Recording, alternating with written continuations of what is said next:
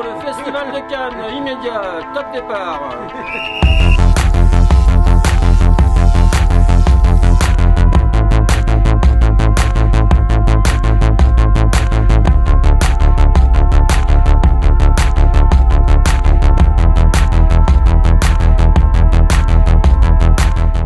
Bonjour, nous sommes à Cannes, la veille de l'ouverture du festival, donc une journée un peu spéciale, un moment de suspension, d'attente, de latence.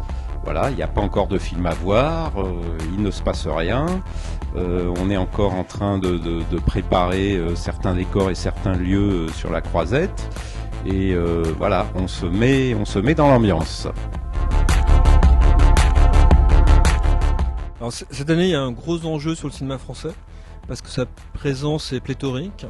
Il y a 7 films français en compétition, plus 4-5 films en compétition qui sont financés en partie ou en majorité par la France. J'espère qu'il va se passer un truc cette année sur le cinéma français qui est à la fois très vivace économiquement et pétri d'inquiétude.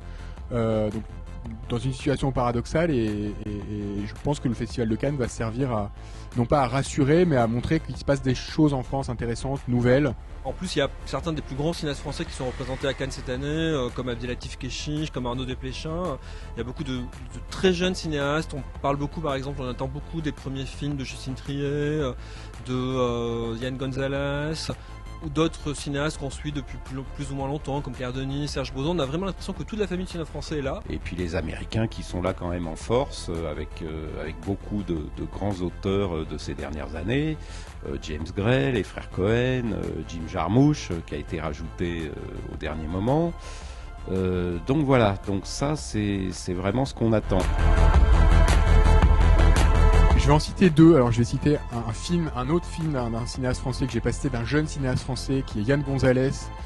Son film s'appelle Les Rencontres d'après minuit, c'est sélectionné à la Semaine de la critique. Le film de Desplechin, Jimmy P. Le film de Steven Soderbergh, Ma vie avec Liberace, ça a l'air complètement fou. Il y a le film de James Gray évidemment. James Gray il tourne peu, on le sait, il a fait 5 films. À chaque fois il se passe 5 années, presque à chaque fois 5 années entre chacun de ses films. Donc évidemment il y a une grande attente autour de celui-ci. Le deuxième long métrage de Rebecca Zlotowski, un grand central. Et un autre film à un certain regard qui est le nouveau Alain Guiraudy, L'inconnu du lac, et en compétition officielle, je dirais le film d'Arnaud Desplechin. Sûrement aussi des surprises et des choses à picorer, à l'Acide, à la Semaine de la critique. Donc voilà, une attente cinéphile pleine de gourmandise et d'impatience. Alors la soirée que j'attends, ce sera une soirée très intimiste autour d'une coupe de champagne, je pense, dans la suite de Leonardo DiCaprio qui m'a envoyé un petit SMS tout à l'heure en me disant qu'il serait vraiment ravi de me convier dans sa suite royale du Martinez. J'attends avec grande impatience la soirée Daft Punk Findus sur la plage Findus.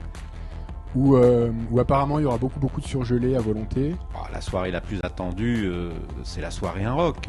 Je pense qu'on peut faire confiance à l'équipe de Sofia Coppola pour organiser un événement assez intéressant. Sofia Coppola fait généralement des meilleures soirées que des films à Cannes, c'est un peu son truc. Les soirées sont plus réussies que les films.